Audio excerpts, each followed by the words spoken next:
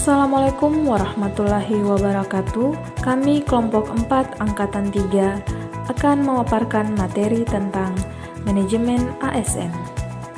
Manajemen ASN adalah pengelolaan aparatur sipil negara agar menjadi semakin profesional, memiliki nilai dasar, etika profesi, bebas dari intervensi politik, serta bersih dari praktik korupsi, kolusi, dan nepotisme.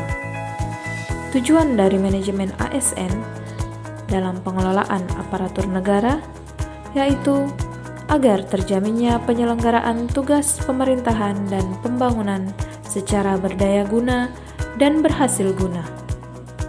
Dalam praktiknya, manajemen ASN dapat kita lihat di antaranya: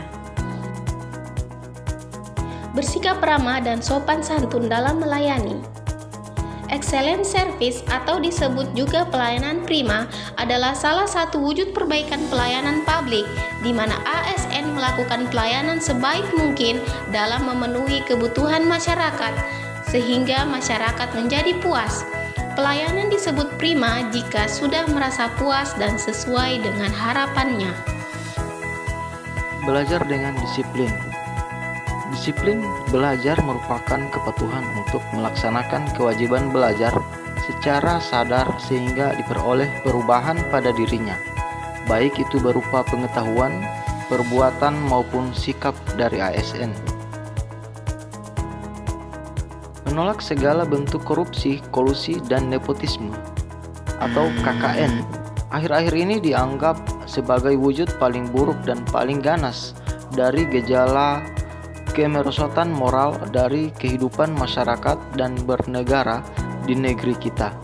KKN adalah produk dari relasi sosial politik dan ekonomi yang pincang dan tidak manusiawi.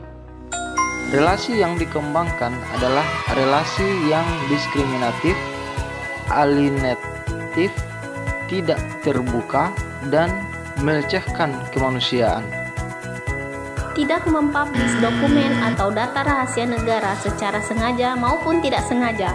Menjaga informasi dan data adalah bentuk keprofesionalan seorang ASN, sehingga seorang ASN harus betul-betul menjaga perilaku dan kebiasaan bekerja. Salah satunya adalah ketika melakukan selfie.